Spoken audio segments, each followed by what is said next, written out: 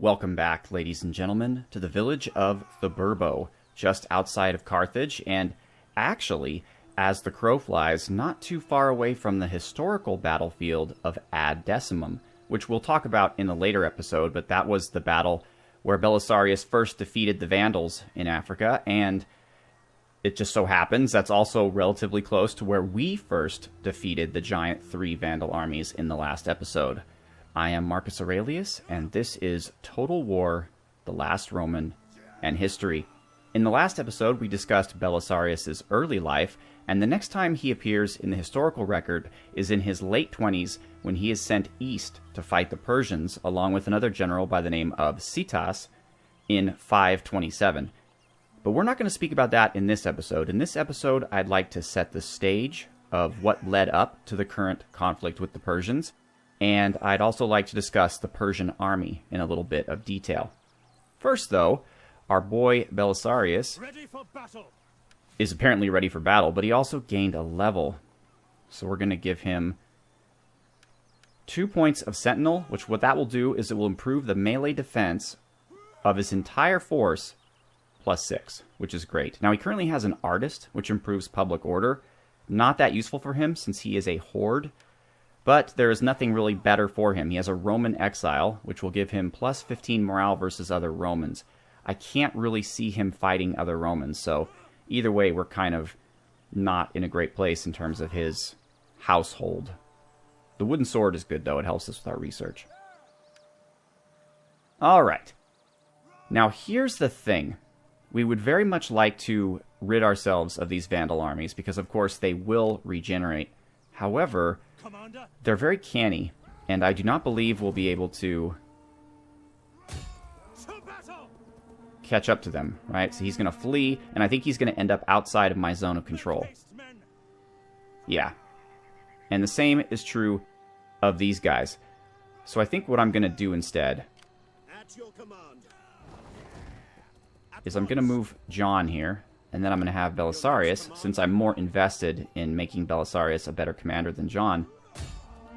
I'm going to have him reclaim the city.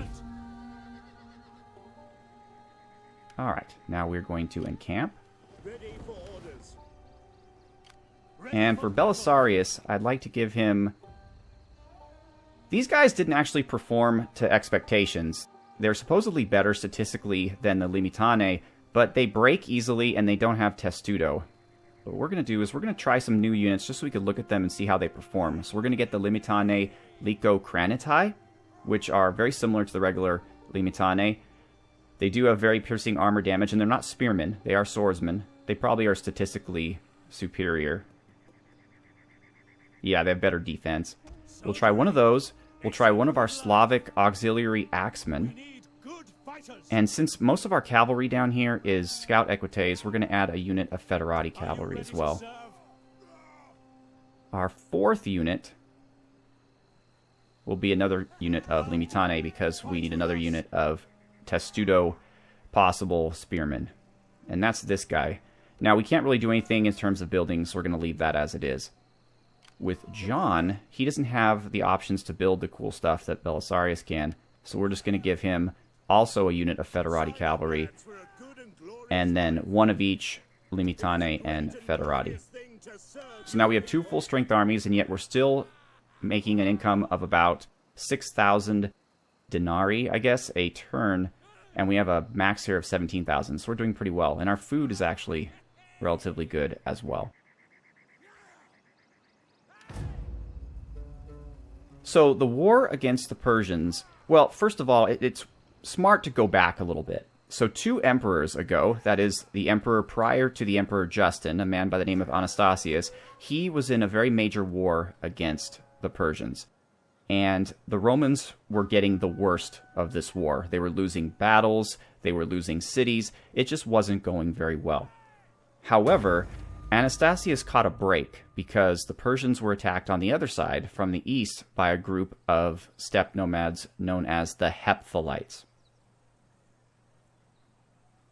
Okay. So that took pressure off the Romans, and the king of the Persians decided to make peace with the Romans, and it was supposed to be for 7 years, but it ended up lasting for 20. Alright, so this is one of the cool little missions that are incorporated in this campaign.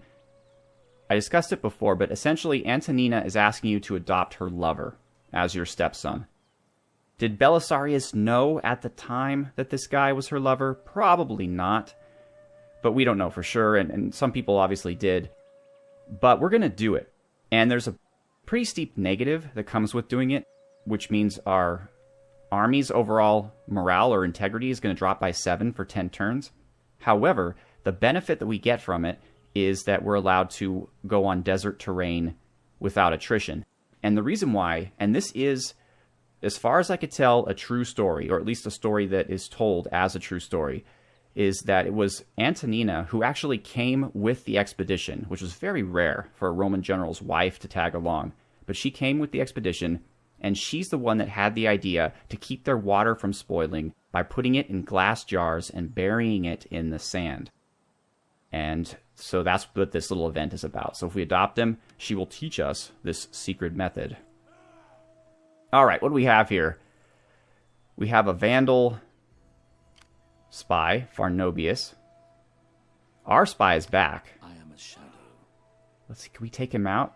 He's more skilled than we are. We can manipulate him. We could stop him. We have a 50% chance. And only a 17% chance of being wounded. Okay, let's give it a try. God guide my words. And we were successful. Succeeded. Good work, buddy. As you command. Now you should gain a level for that. And he did. All right. I am an agent of death. I am an agent of death. All right. Misdirect. This will make misdirect better. This will make misdirect even more better. More better. Even betterer. This will give a constant local effect of negative 20% chance of being detected. That's really good. And this has a 20% chance of stopping. Alright, so we're going to go with Subterfuge, which just makes him overall more sturdy. He is stupid, unfortunately, so we're going to have to upgrade his cunning. And he's phlegmatic. Well, this guy is probably the worst spy you could possibly get. He's got a negative to cunning and to authority. So we should probably improve his... We just improved his zeal, which is the one thing we don't need to improve. But again, I like this because it gives him a constant infiltrate effect. We're going to use him more against armies right now than agents. Let's go with this. Misdirect army action, minus 25% movement range. Yeah, it's weird that these two kind of overlap each other. Okay. Alright, so now we have a Vandal army here. And they've, as I mentioned, they managed to rebuild rather quickly. Ready for orders. So let's unpack John here. And let's move him up. Make haste, men. And let's get our boy Belisarius. At your command. Put him over here by John. At once. So they can assist each other. For death and honor. Commander, Alright, forgive me, but I cannot. we can do this. And we'll have Belisarius finish the job. Kill the cowards! Alright, let's fight this. So that I can continue speaking about the history. So, okay, the first thing, as we mentioned, was that the war was already happening for just the way it was. But, so there was this peace. And the peace lasted for 20 years. But during this 20 years, Anastasius kind of broke a rule. There was a rule between the Persians and the Romans that had been going on for about 100 years that basically stated that in the borderlands between them, neither group was supposed to build, oh, come on, a sandstorm. Neither group was supposed to build any fortifications or anything like that on the border. But Anastasius's generals, who refused to take the blame themselves for all the losses suffered by the Romans, said essentially that the reason why it was so hard for them is because they didn't have any forward base to have supplies and to kind of watch their back. So what Anastasius did is he took the city of, well, actually it was a town, an unfortified town of Dara, which was kind of between the Roman cities of the Roman city of Amida and the Persian city of Nisibis. It was only about 5 kilometers from the border, and he fortified it, which went against their deal. but he did it anyway because he knew the Persians were occupied and could do nothing about it. So obviously this did not make the Persians very happy. But there, again, there was nothing they could do about it because they were fighting the Hephthalites in the east. Okay, so these are our Slavic axemen. I like them because they're super colorful. You know, you've got blue in there, you've got red. They just look really cool as a unit. Then let's look at our new Limitane Lycocranitai. Now these guys are very organized. They all have pretty much the exact same armor, which looks like a scale armor. And they have a little round shield. And then what else is new here? We have our Federati cavalry. And this was pretty much, aside from the Bucellarii of the general, this was probably the strongest cavalry unit. And as you can see, and like I mentioned, the horses did not have any type of armor. Though these men were probably, I mean, they are definitely wearing armor underneath this tunic. And they have a little round shield, that's fine. And a spear. Again, though, in this period, they would probably also have bows. Because most of the cavalry that Belisarius brought with him had bows. But I can see how the game needs to separate cavalry out into spear cavalry, shock cavalry, melee cavalry, and ranged cavalry. Alright, so let's set up our army here. Again, we should crush these guys. We don't really need our reinforcements. So we're going to do what we normally do. We're going to have our Federati swordsmen kind of have the front. And then on either sides of them, we're going to have spearmen. Actually, we're going to put our relatively less powerful spearmen on the inside. And then our Tortuga spearmen, or Tortuga, our Testudo spearmen on the far outside. Okay, that's that. Now behind them, we're going to put our bowmen. And everyone else is just kind of hang out behind them. We're going to have our elite swordsmen. Kind of... Let's see. How do I want to play this? I'm going to put them here. I'm going to try to have my right flank be a bit stronger. So we're also going to put our Federati cavalry. We'll put our axemen over here, though. We're going to have our one unit of scout equites here as well. We're going to have one unit of scout equites here. They're going to go through the forest, along with our Huns. The Exploradores are going to be in reserve,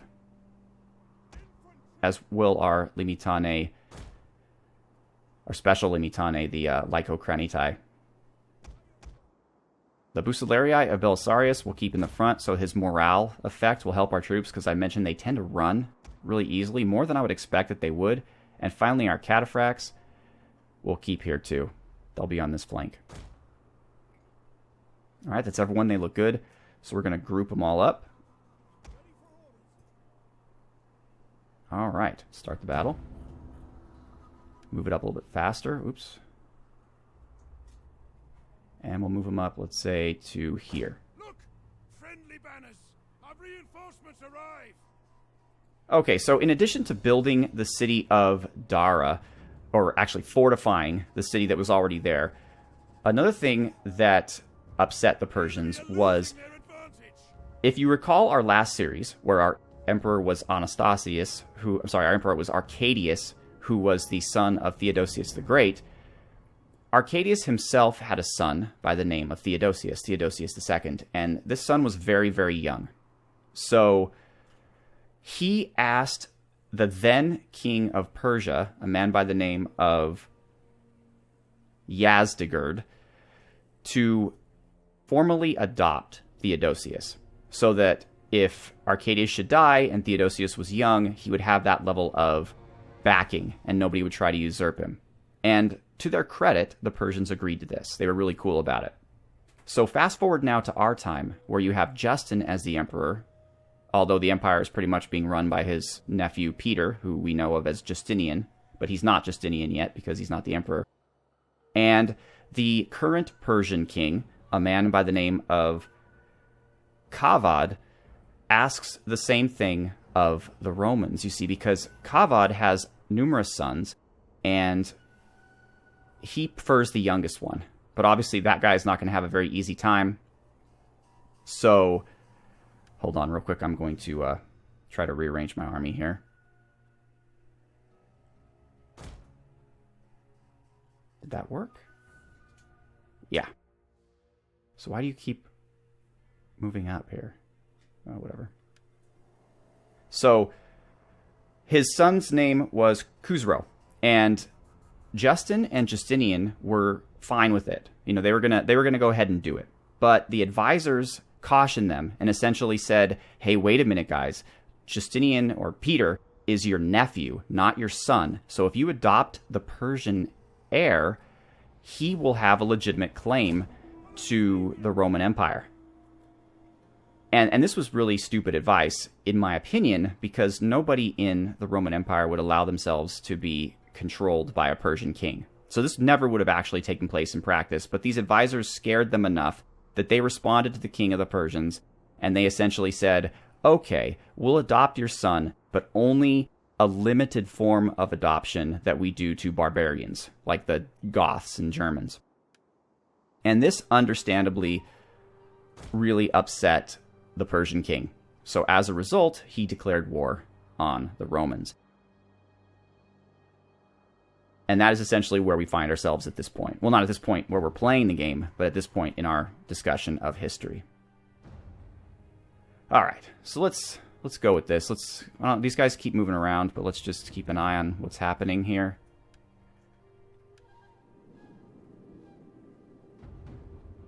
They're essentially just redeploying. They're not being very aggressive.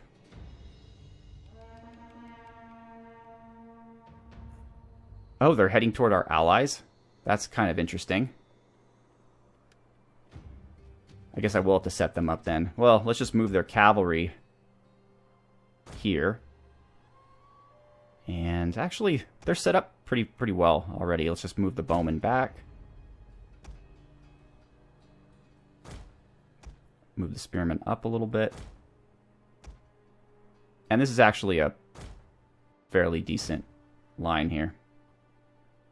All right, so they're coming at me with cavalry. We're just going to immediately take them out because we wanted this to be our strong flank, and that's what we're going to do. Let's go back to regular speed. Meanwhile, our Huns and these guys are going to come up here. The enemy has discovered our hidden troops. Actually, hold on. Half speed for a second. We're going to move everyone up because they aren't doing really anything to threaten us here. That's actually not going to work, though. They're losing their formation. So let's group them up. There we go. All right, so we've engaged their cavalry. We're destroying them. Their cavalry up here wants to party. And I'm happy to make that happen, because we outnumber them substantially. Okay, good. John's not part of the attack, which is fine. All right. I really was not expecting to utilize John's army in this. So let's just move them up.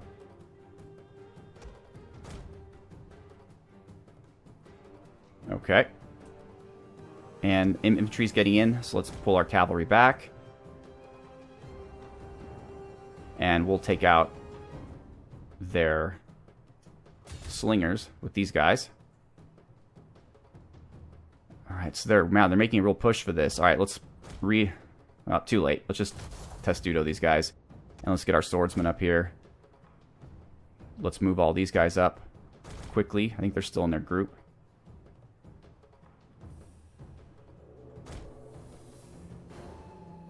Alright, how are we doing up here? Quite well. They're just about ready to flee.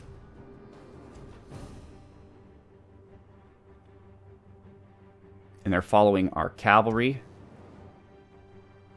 Let's put them over here. Alright, Belisarius, let's move you up so you can provide some morale to these guys. Swordsman, move up.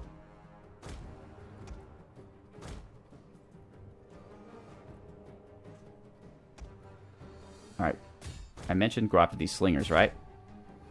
Maybe try to go a little fast. Alright. Oh, no, they still haven't broken yet. Probably because I'm going at half speed. Alright, now they've broken. You guys come down here, please. Alright. The enemy is going for our general. Protect him. He's fine. Let's scare these guys. Let's scare them some more. And the spearmen are chasing after our cavalry. Nope, now they're not. They decided to go away. Excellent. Let's move our cavalry up. If we could actually engage them with these guys, then we can hit them in the rear with our cavalry. And you guys can go here and take out these ranged troops now. And wow, we have such a cavalry advantage here. This is insane. Although they are somehow causing our Federati to flee. Our men have given up and are running for their lives.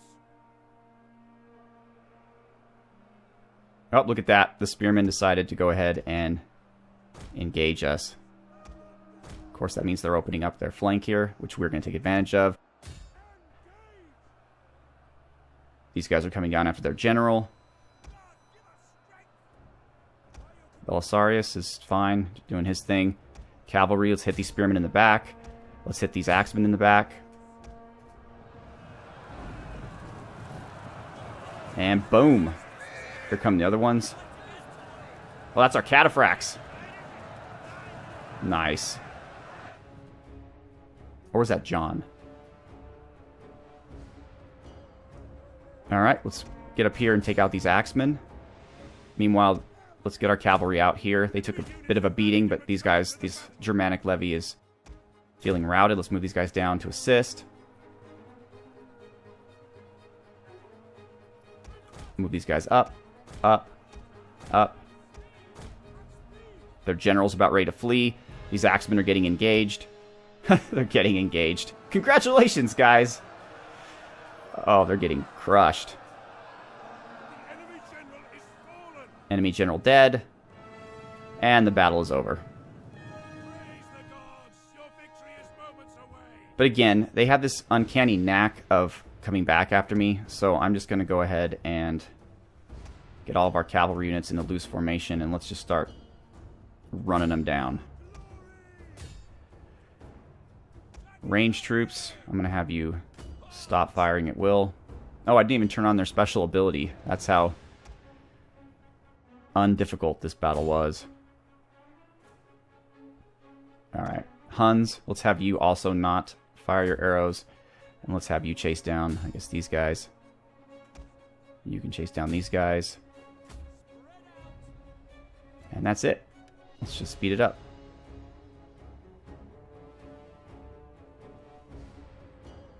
Okay, so let's talk a little bit about the Persian army of this period. Now, just like the Romans, the economics of warfare was becoming more and more difficult, so the armor quality overall was being reduced.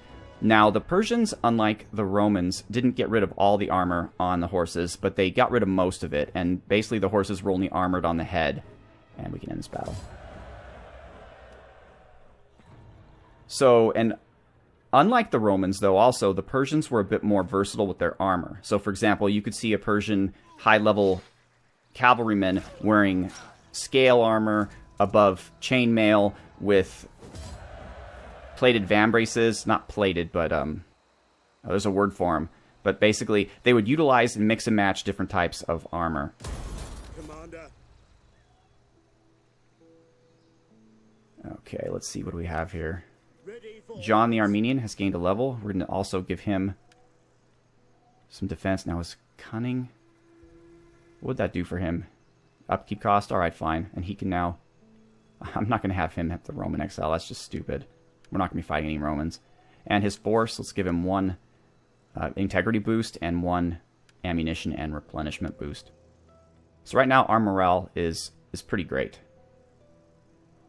At your command. So we could go straight for Carthage, but I think if we took these two cities, that would be very fast. It wouldn't take us very much time. Ready for orders. And the Romans will defend them. So I think we're just going to sit this one out. Both armies are at full strength in terms of the number of units, so they have to replenish a little bit. Can either of them build anything? Yes. Okay, so we're going to...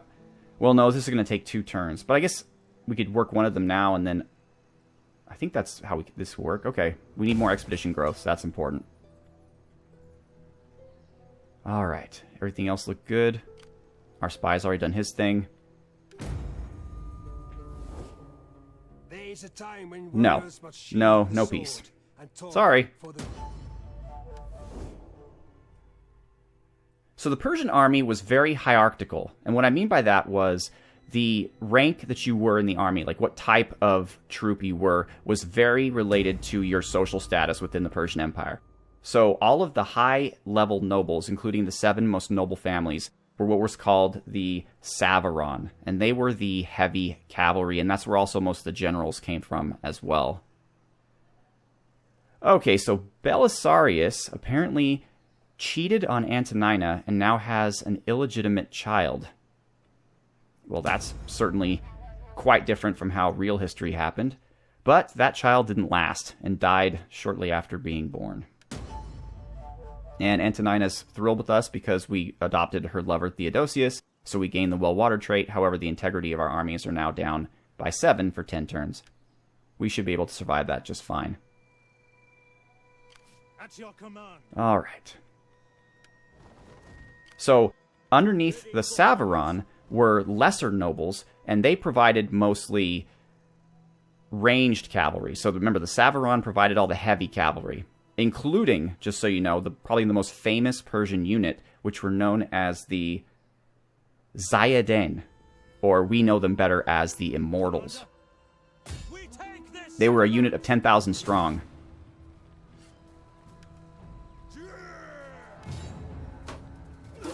Yeah, sorry, buddy. We're gonna stab you right in the, well, where the sun don't shine. And we're gonna reclaim this for the glory of Rome. For battle. All right, let's head up At your to command. Hippodiaritus, Advance. and let's bring John up there too. At once. And the cool thing about the Roman expedition and being a horde is you can, once you're done with your movement, you can immediately turn into your encampment and start doing whatever you need to do. We're still building this, of course. John, can you build anything? No. We could research. Obviously, we're going to need military regionalization. What does this do? Cheaper recruitment, more ammunition. That's fine. This gives us Preventories and Equites Promoti. Okay, that's good. Promoti are definitely good. So we're going to go with that. And where's our spy? What are you up to, buddy? How may I serve you? You could serve me by... Okay, there's nothing you can actually do to Carthage. I guess we can... let's scout out the area. Let's see if you can see what's going on here with... Okay, good thing I checked. So this is great. We're going to move north, end these 2 armies, and take over this city, and then we'll move to Carthage and take that out. So yeah, you had the Decans, who were lesser nobles, and they were mostly ranged cavalry. And then finally, under them, you have what was called the Pygons. Now, they were the peasants. They were actually conscripted units. They were they were a conscript of the lower classes. They were all infantry. They were really kind of crappy for the time period. And they were certainly no match for the higher-level elite Roman infantry. There's one exception, however. The Pygons fielded foot archers, who were actually quite well respected. The Persians really respected their archers. The Persian archers, unlike the Roman archers, focused more on the amount of arrows that they put up rather than the strength of them. So the Romans shot less arrows, but they were more powerful and they tried to be more accurate, whereas the Persians just filled the sky with arrows. And there's even this device that that is spoken about in the sources I was reading. Now, there's no proof that one actually existed. We don't have a physical copy of one that survived, but it's supposedly a device that allowed them to shoot 5 arrows at once. And it obviously wasn't super accurate, but was accurate enough to hit a square of ground. So we're talking there definitely about firing a lot of arrows. All right, let's see what we can do here. At your command. Let's get walking again. Ready for orders. And Belisarius Commander. is not going to be able to make it. So let's just get him here, and hopefully he'll be able to back up Your next command. John. We take this settlement. Let them cower like kenneled dogs. All right. So all was not lost for the Persians, however, in their infantry, because they had plenty of good allied infantry. So their infantry ranks were swelled by, first of all, the Armenians, who fielded both elite infantry and elite cavalry. In fact, the Armenian cavalry was often put on the battle in the same place as the Savaron because they were that good. The Armenians were very strong. And then in addition to them, there was a group of people from inside the Persian Empire known as the Dialamites, and they also fielded really good infantry. And finally, there were a group of people called the Medes, who fielded, regular infantry. At your command. We hunger for battle. So they were the Persian Empire's version of the Federati, essentially. And finally, all of the different Arab tribes that were allied with the Persians, they supported them with ranged cavalry, with one big exception, and that was the Lakhmids. The Lakhmids had heavy cavalry that were so good, they were basically viewed as the equal of the Savaron. Let's see if we can't deceive this guy again. They will join us. And we did. Excellent. Are we going to gain another My mission. bit of experience? I am yours. No, looks like we aren't this time. But that's okay. The more times we succeed and stuff, the better we are going to do. All right, well, ladies and gentlemen, I think that's enough. Next episode, we are going to assault the city of Carthago. That's Carthage, of course. And in terms of history, we're going to discuss Belisarius and his first campaign in the east against the Persians. So once again, ladies and gentlemen, I'm Marcus Aurelius. I'd like to thank you very much for watching. Have a good one.